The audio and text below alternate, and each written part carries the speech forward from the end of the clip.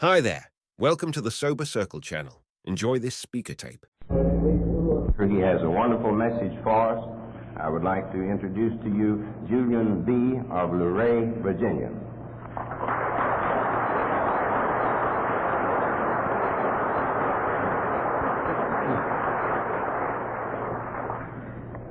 Thank you, Jim. Good evening, folks. My name is Julian Bauserman. Hi, everybody.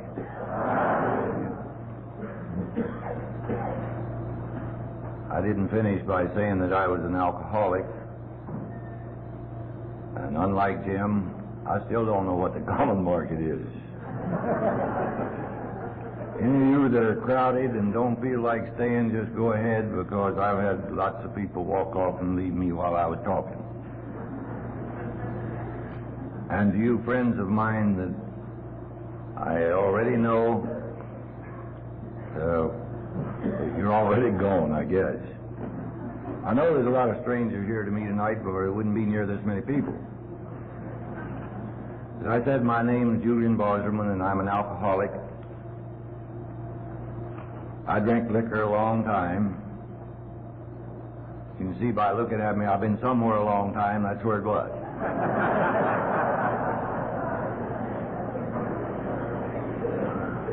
Actually, about all I have to offer you people is the example of what AA is. I can tell you what I was, what I have been, and what I am now. My story is very unlike many. By this I mean I've been sober a long time. I had nothing before I drank. I drank for many years. I had nothing. I've been sober for many years. I still don't have nothing. So this is not a great success story that you're going to hear. I started drinking back in the hills of Virginia quite a few years ago. I can best explain that, as you will tell by the way I tell my stories. That is, with a story, I'm not capable of handling the English language as a great orator. I've had many things to happen to me.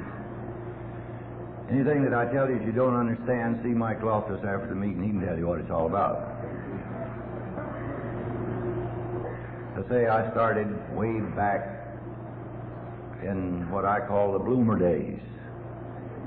Many of you know what the bloomer days, when they were. And back in the mountain where I came from, they made bloomers out of flour sacks. I don't know if I was alcoholic then, but I know my trouble started about the time self-rising flour come out.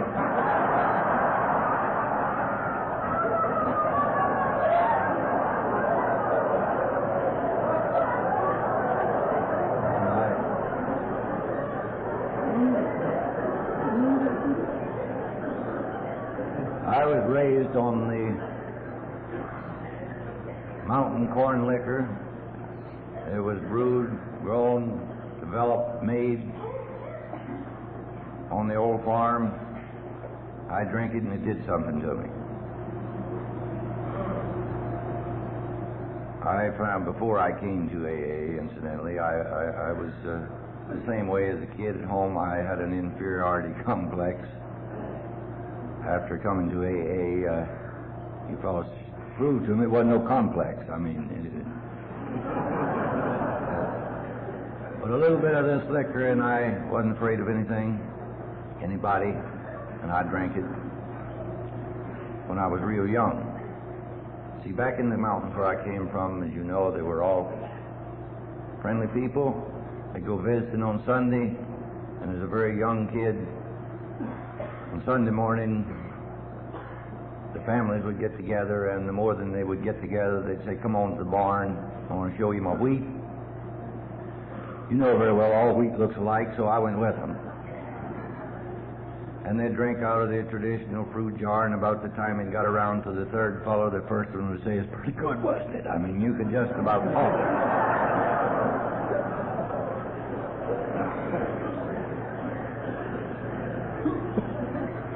I drank this stuff until I decided that I was big enough to leave home, and I swam the river and went off to make my fortune. Again, unlike many people you hear speak here, I had no trouble with alcohol in college. I didn't go to college.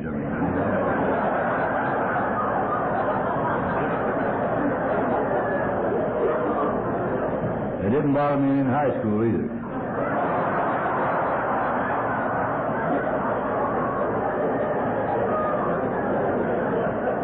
As well as I can remember, I don't think I had much trouble with it until around the third grade.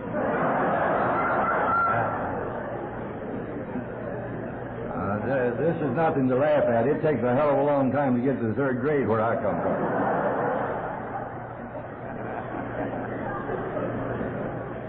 But when I went to the big city, like many alcoholics in Washington, D.C., I started my second phase of drinking.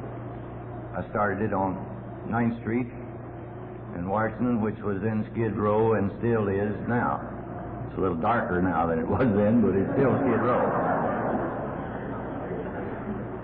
And I drank with the bums on 9th Street at 16, and you might say I worked backwards from nothing for some 20 years. It isn't easy, but I did it. I was quite a traveling drunk, or a wandering drunk, you might say. I get drunk and go somewhere. And where I sobered up, that's where I live. Again, unlike many people, I never sent home for money. They didn't have no more money at home than I had with me. So I had to stay wherever I sobered up. As I say, I traveled quite a bit. I'd hitchhike all over the country, both directions on the same road. Well, I didn't know where I came from, so it made no difference where I was going.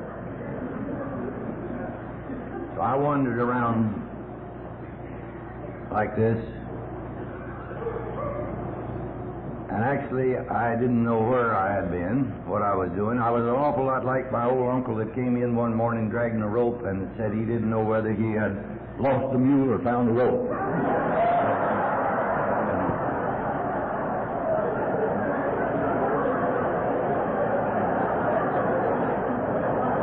This is what I was doing.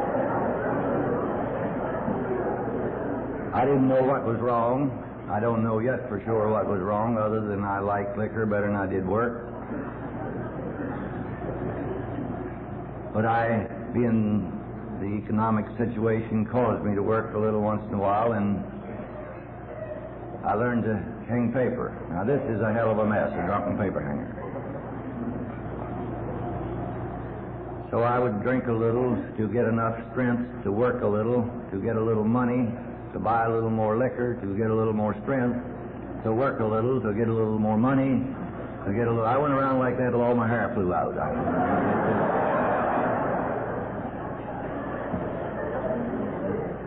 So I didn't amount to much, as you can see. I don't know. I didn't know then that I was an alcoholic, but I know that I got in a lot of trouble. Not serious, nothing serious at all. But it was a regular rat race that I went through for many years. Kept getting continuously worse as time went on. I tried all of the things that you people tried. I tried all the medicine. Again, unlike many people I have heard say, tried every way they knew to quit. I didn't do this. I doubted this about many people. I tried every way I knew how to keep drinking without dying. And doctors told me if I kept drinking I was going to die, so I changed doctors.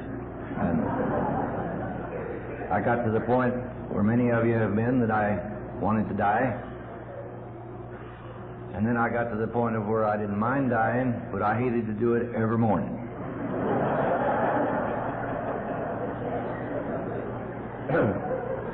Like many of you, I drink again in the mornings just to settle my nerves. Sometimes it gets so quiet I couldn't move.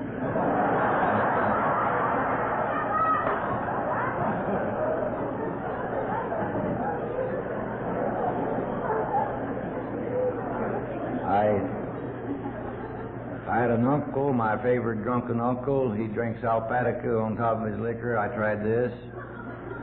He did it for years. As a matter of fact, he drinks so much and you see him coming down the road on the wagon, he'd be foaming at the mouth. And the strange thing as an alcoholic thinks, I often wonder what killed him. He went to the woods one day and died, and I wondered whether he run out of liquor or Alpatica. I really never did find out.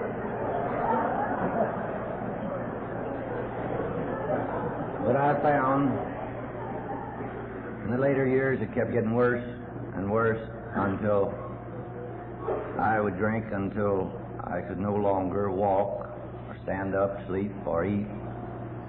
And then, of course, about the time just before I died, I would eventually quit drinking. I'd know that I had to, I had kind of a regulator. Whenever my watch began to get heavy, if I had one on my arm, I knew I was getting pretty weak. I knew it was time for me to start eating, so I would eat something that I knew threw up easy, so I would start slowly to begin to come back. Now, this was true with me. It was a terrific job for me to sober up. I'd go back down in the country where I now live, and my dear old mother would try to feed me. She would think if you'd come to the table every day, you'd be all right, and I would make a great effort to go eat, and I would eat, and I'd get up and I'd run. After I was there about 3 days, when I went out, the chickens would follow me. This got embarrassing.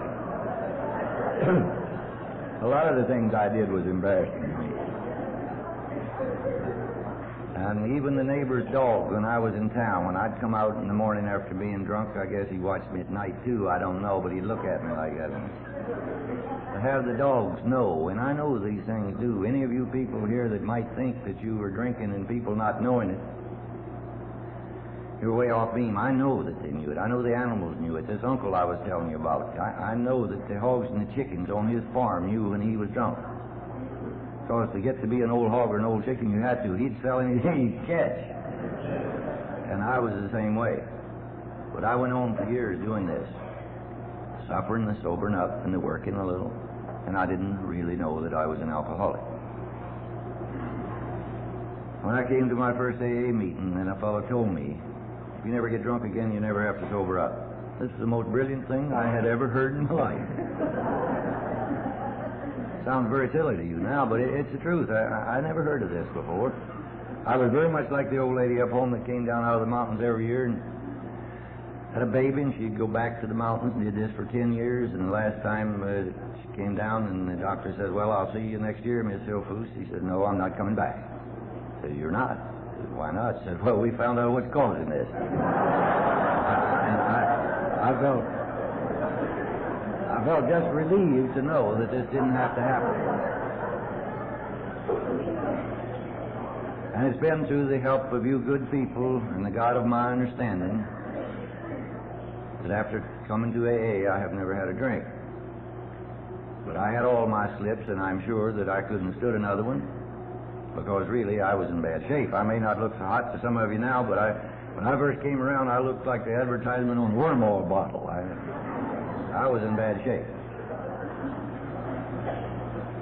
I had no idea when I came here that you had to offer what you have. I came to get sober and stay sober. As I say, I came, I saw, and now I believe. I don't know what I expected, but I am sure that I never expected anything like I have found in Alcoholics Anonymous.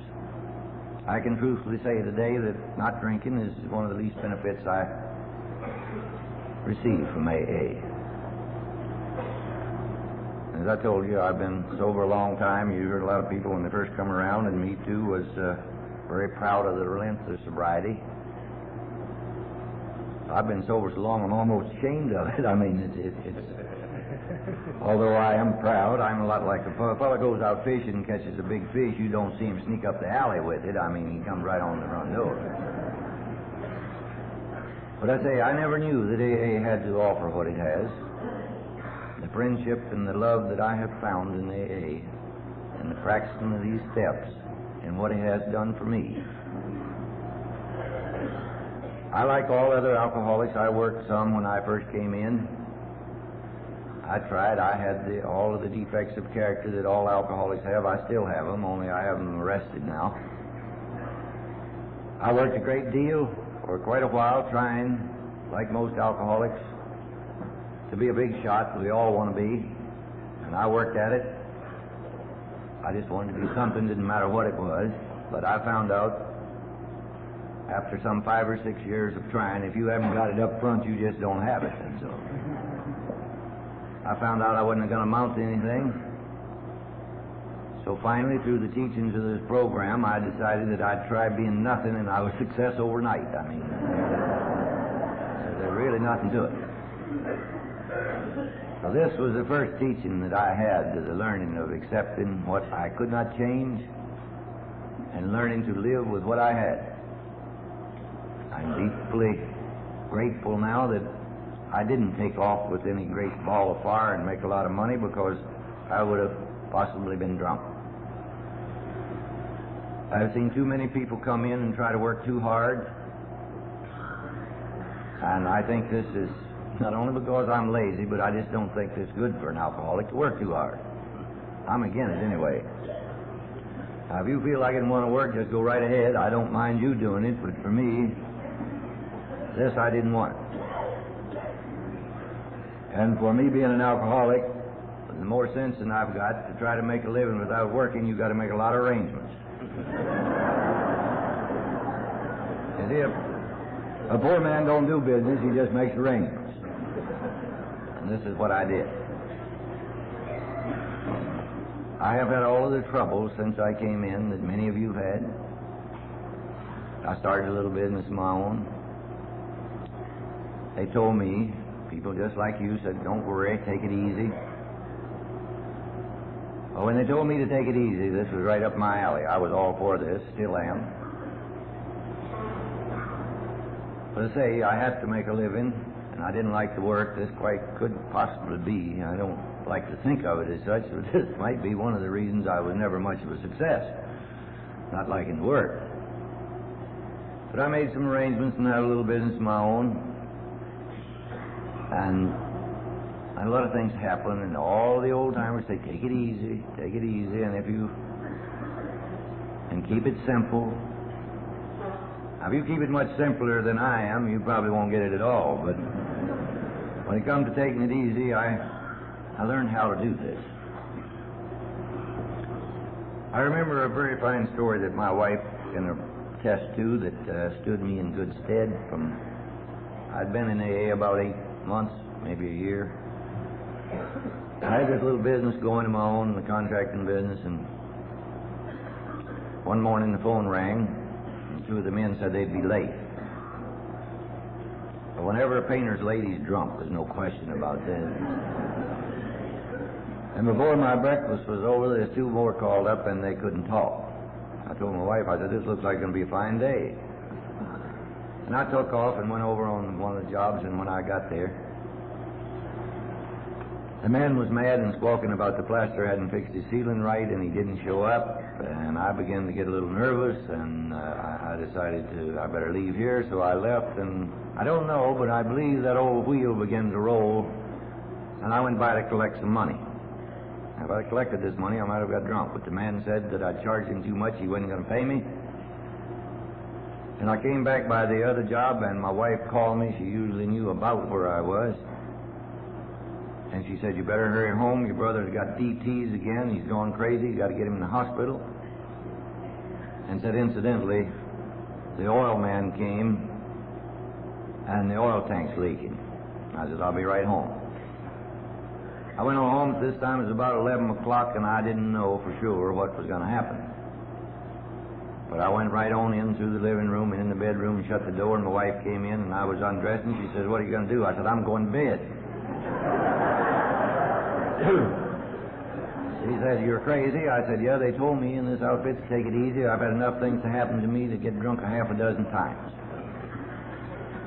I stayed in bed until supper time. I got up and I ate my supper and I went back to bed. I was afraid to go out. And for any of you new people that's here, this is a true story. The next morning as I got up, as sure as I am standing here, every drunken man I had working for me showed up. The man fixed his own ceiling, and the fellow had found the wrong bill. He paid me. My brother was in the hospital doing good, and be damned if the washer didn't swell up on the oil tank and it quit leaking.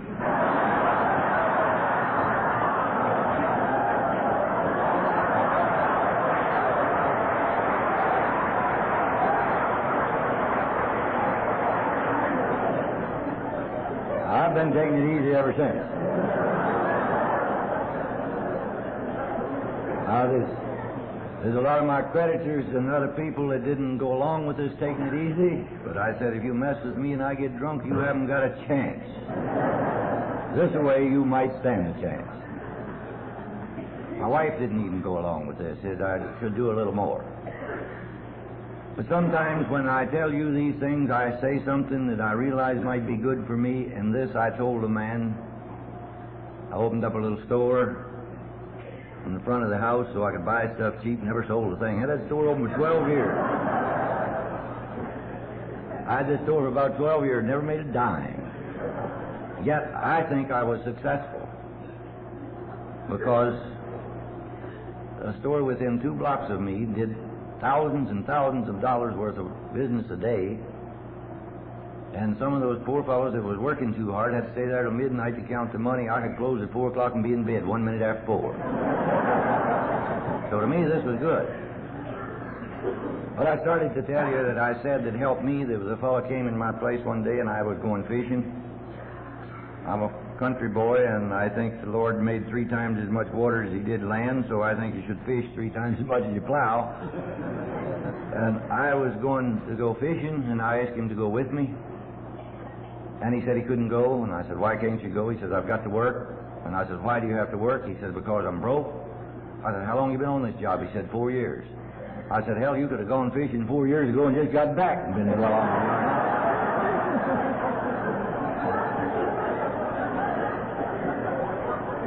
And I believe these things. I believe them so strong that a lot of my friends have argued with me, but I have taken it so easy. 2 years ago, I decided to retire, and all my friends said, from what? I think you people in AA have taught me how to live. I believe you can make a living accidentally. I mean, I have. I really believe this. I never eat better in my life than I have since I've been down here. I do know some people that are very kind, and I appreciate it very much. I was telling a fellow up home one day, I said, all I need to do is if things get a little rocky and I have to, I can work. I live on the farm. I don't have to pay any rent. Got a couple of nice springs, and the water bill never comes due. I mean, it's just... I just enjoy living. You people have taught me how to do it. And to know the people like you, as I started to tell you about this, just not drinking, to learn to know people that really are your friends, like you people has taught me in AA. If that's the way I had to go to learn it, I am truthfully thankful for every sick day I ever spent. I'm truthfully thankful for every sick day I ever spent. But I know of no one else besides us alcoholics that have learned this way of life that we have. I think it is second to none. I know that through you people I have learned to know a God of my understanding. I don't know how to explain it to you, but I know it's here. I got it from the 12 steps in you people. I know that the 12 steps will work. I have tried them. I believe in it. And just have to do it to the best of your ability, not to anybody else's perfection. If you do it good enough for you to stay sober, it'll work. Through you people, I have learned to have a conscious contact with the God of my understanding. I get this feeling by trying to help another alcoholic. It is with me and something that is not a human being, by trying to help somebody else. I have said and say again that I have had great success in 12-step work. I have stayed sober. I've never got many people in AA. I tell them what it's all about, and here it is if you want it, and here it is if you don't want it. I don't have them any real good story, it's easy or what have you. I tell them what the score is. Say, I'm not going to get many, and I fix a hell of a lot of them so they leave you alone to get ready to come in. This, I think, is important. Quite true, as many people as I have talked to over the period of years, I think that a lot of them would have got sober if I had hollered fresh fish at all of them. So I have had a lot of people. I have two fellows that I'm sure that sobered up on account of me because they said anybody as crazy as I was could stay sober. They knew they could do it, and they're still sober. But I've done a lot of 12-step work. As I say, I've had great success. It has kept me sober.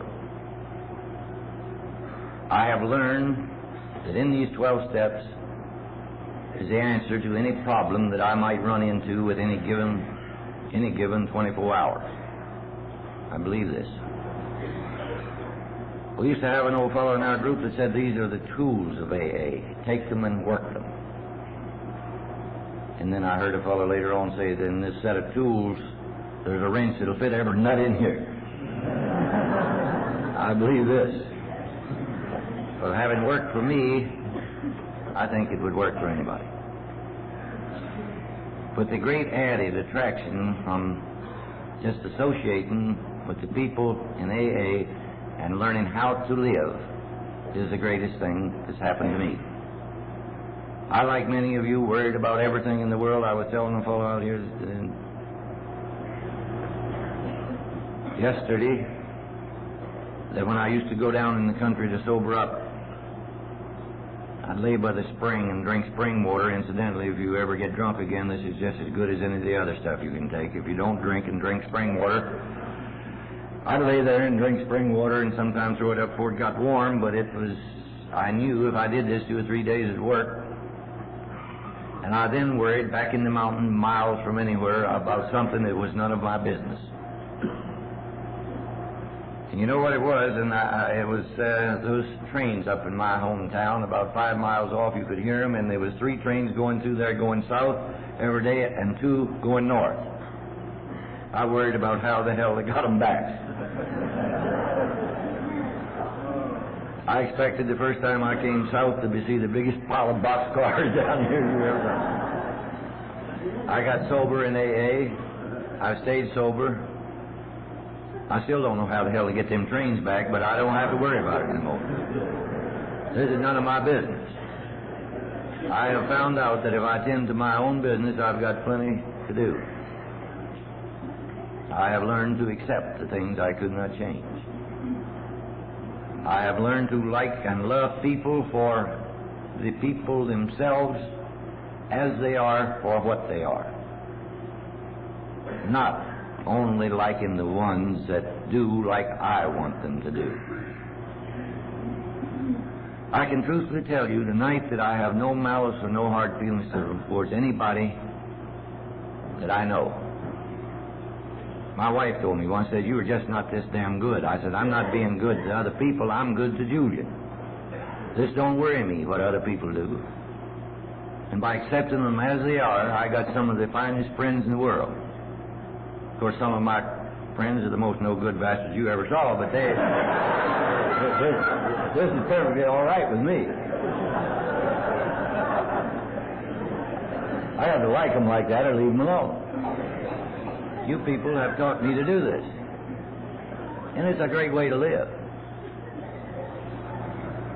I don't know much about the study of the Bible, but I do know what I have read. It tells me in no uncertain terms that I'm not supposed to set myself up as a judge.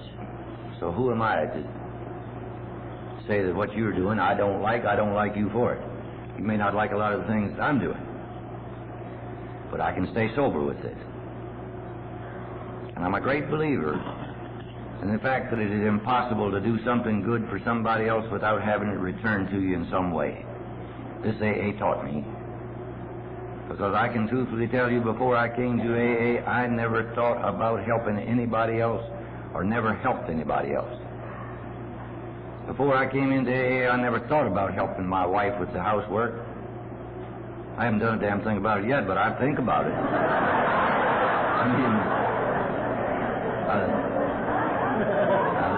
Well, this for me shows progress. I never thought about it before.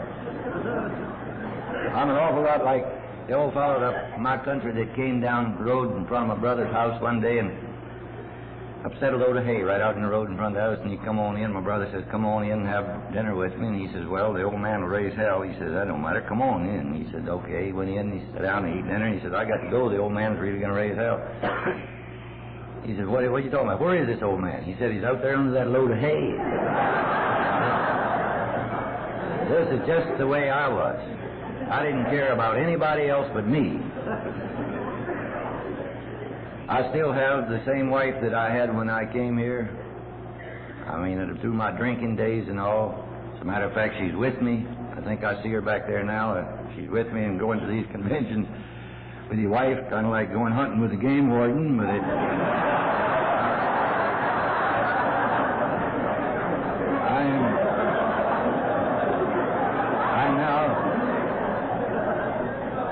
I really appreciate this girl and all of the things that she did for me and still does for me.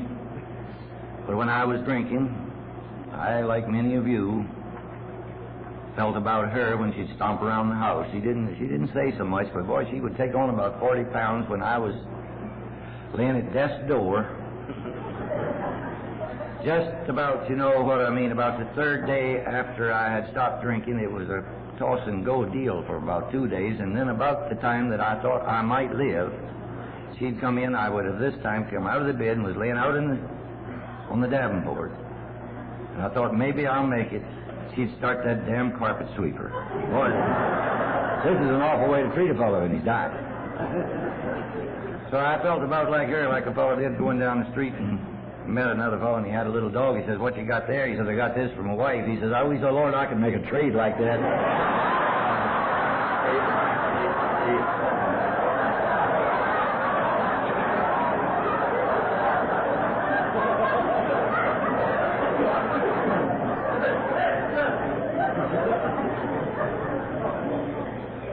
But I do think that all of the wives, and Al-Anon, I am grateful for all of the wives, husbands that are not in AA. But to you wives, let me say this. You caused us a hell of a lot of trouble, too, while we were drinking. But anything that didn't go along with my drinking, I didn't like. But now, I say, all of this you people have taught me.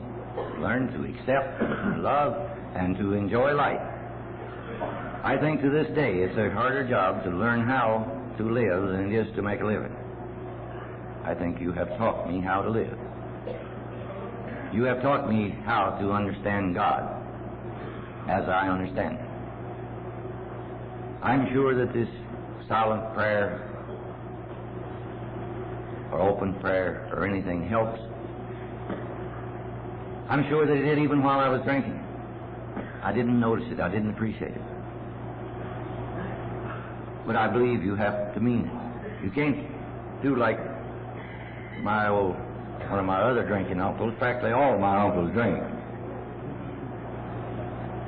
But this old Uncle Jake was about to die one time, and he really thought he was going, and I think Aunt Jenny was hopped up a little too. But he asked her, said, would you say a little prayer for me, Jenny? I don't think I'm going to make it this time. And she dropped down on her knees and said, dear Lord, please forgive my poor drunken husband. He said, hell, don't tell him I'm drunk. Tell him I got the flu.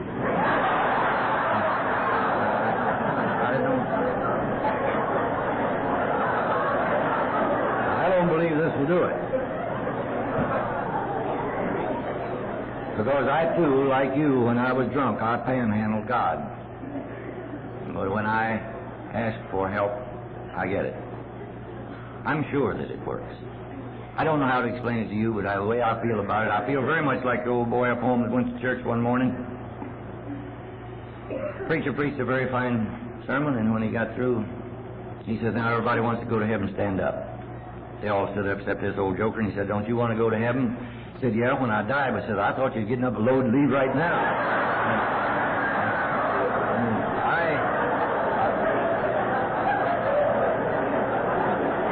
sure I may not understand it any better than this old boy. And I believe that any kind of spiritual learning or teaching that you have is sorely good. I didn't have any. I was wide open. I learned from you people what I know. Because I lived about 3 stills from the closest church. I just didn't get there. I have learned, and I have many ministers and priests that are very fine friends of mine. I'm thankful to see the young people coming into AA now that are learning how to live. I don't know if it would have worked for me at that time when I was young or not. But I wished that I would have had a chance to try. I was ready when AA came along. I think this is the important thing for anyone that's here that's new. You're the only people I can talk to are the new people. I was ready when I came in. I can say to you the same thing that was said to me: if you never drink again, you'll never have to sober up.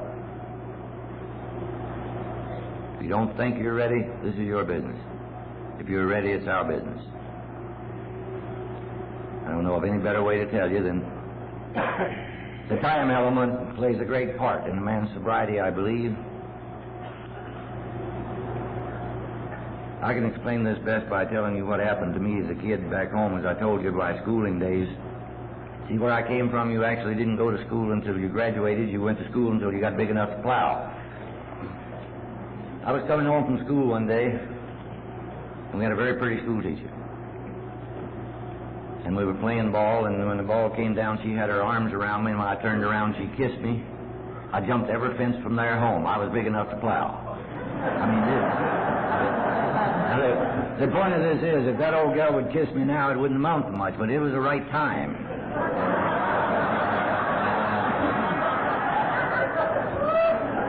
So if it'd be the right time for you, there's no better, no happier way to live than we have to live in AA. I wish I could go on and tell you the many great things that has happened to me. I have many friends, and I say I have retired from the business world. I've worked harder ever since than I ever did before, but I enjoy it. I enjoy AA because it has given me many, many things. To you people that work and that have lots of money, this is fine. But you people that are new coming into AA, in all your hard struggle and all your work and the financial status of this thing, be sure you don't lose the things that money can't buy making money. I truly believe that this is dangerous, to work too hard.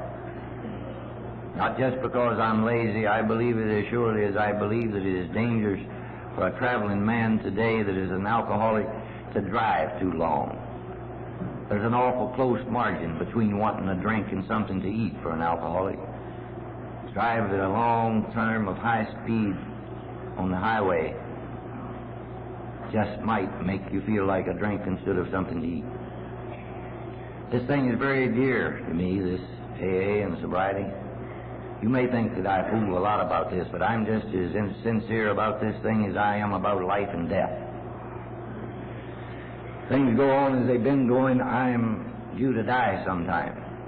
I don't take this too serious even. I don't jump up in the morning and throw my arms around my wife and say, honey, I made her last night, wonder if I'll make it through the day. I mean, let's face it, it's not that much of a problem.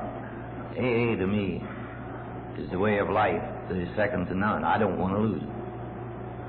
And the way for me to keep losing it is, or to keep it, is to try to give it away to somebody else. I had a fellow in Winchester tell me that he told him, his sponsor told him, this is for the new man that's here tonight,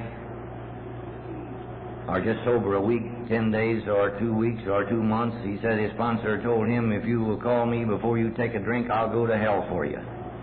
Said, if you wait till after you take it, you can go by yourself. This, I think, was very important to me. So don't forget to stay in contact, as I have. If it can work for a fellow like me, it can work for anybody. There is a great spiritual feeling amongst these AAs that I can't express. For I have found few that could express it to me, yet with another fellow I can feel this. And to you that may be doubtful, you can come from no further back than I did on the spiritual part of the program.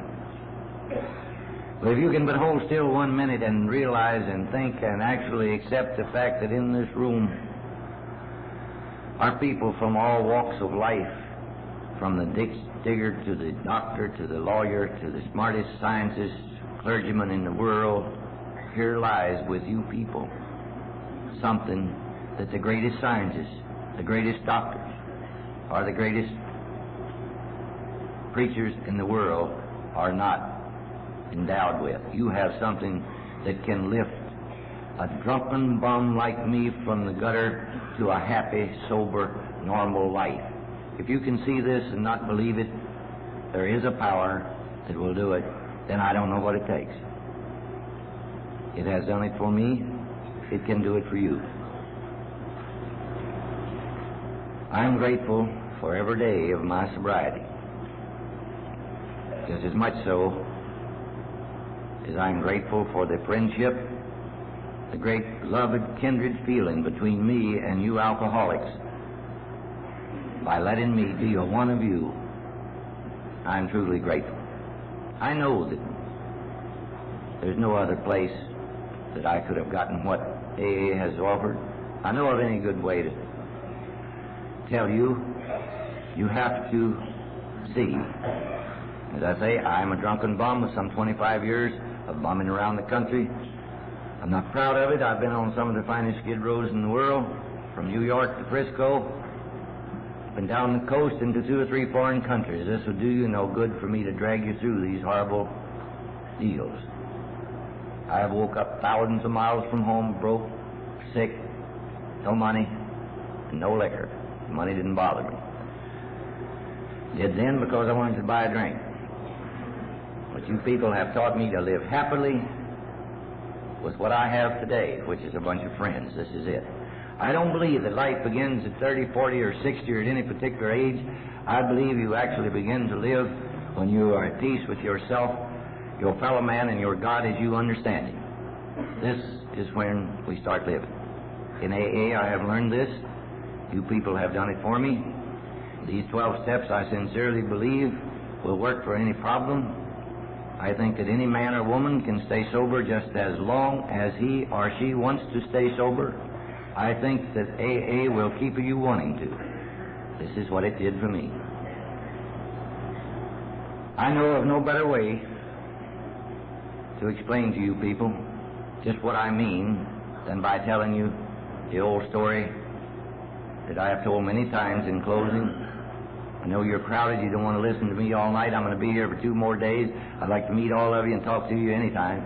I got some stories I can tell you that I couldn't tell you from up here. But I'd like to tell you that the way I feel about the whole program and the love that I have for you people can only be expressed in this simple story that the old man in the country bought himself one of these great long tall fiddles, and he started playing it. He just went see-saw, see-saw, until his wife about to go nuts. She says, I don't understand. It says most people run their hand up and down the neck of that thing. He says, I know they do. Said, they're looking for something. Said, I found what I want. Thank you.